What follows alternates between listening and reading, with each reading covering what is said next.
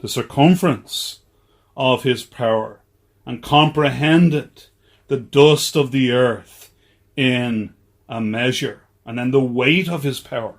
He has weighed the mountains in the scales and the hills in a balance.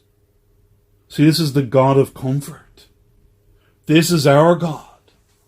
He is not only a protecting God, he is a powerful God.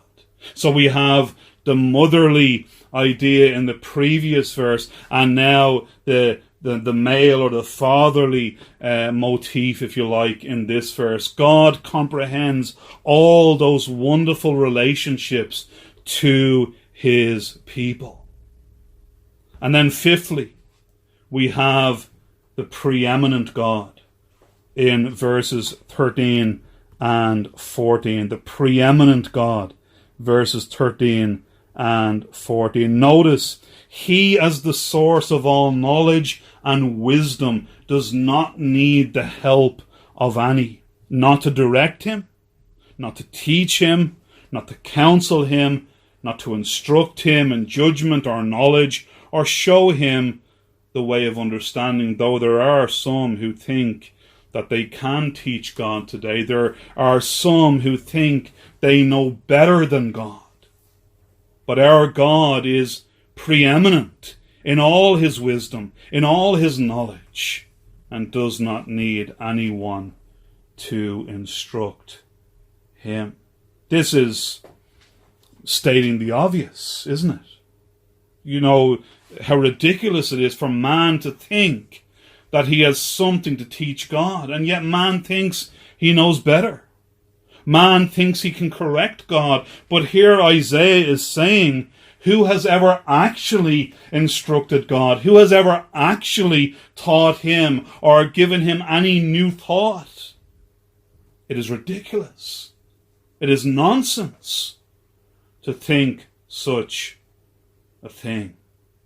This is our preeminent God. And then, sixthly, we have in verses 15 to 25, the peerless or the incomparable God, verses 15 to 25. And there are four areas of God's peerlessness or incomparability. God cannot be compared to anything or nothing, or no one can be compared to him. We have the nations, we have images, we have the inhabitants of the world, and then we have the leaders of the world. And just looking at these four briefly in these 11 verses.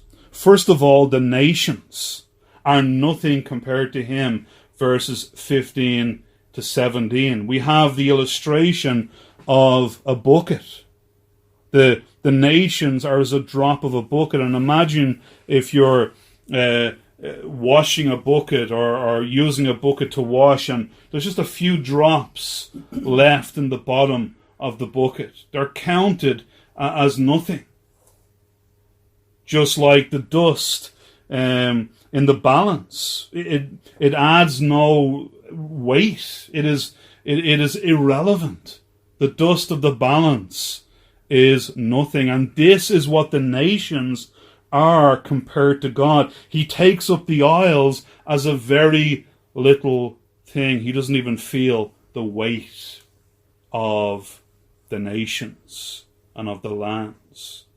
And then because of that, in worship, Lebanon, if the whole of Lebanon, if the whole forest of Lebanon was burnt, it would not be sufficient. And if all the beasts thereof were burnt, they would not be sufficient to worship such a God. Nothing is sufficient. Nothing is enough for this God to give him his due worship. And that is why eternity will be needed if it were possible to exhaust the worship that is due to this God. Verse 17, all nations before him are as nothing. And again, it's not that God does not care.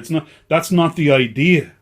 It's that in comparison to the greatness and the glory and the majesty and the sheer immensity of this God, the nations are irrelevant. They're like a drop. They're like dust. They're nothing compared to this God, and they cannot worship him sufficiently.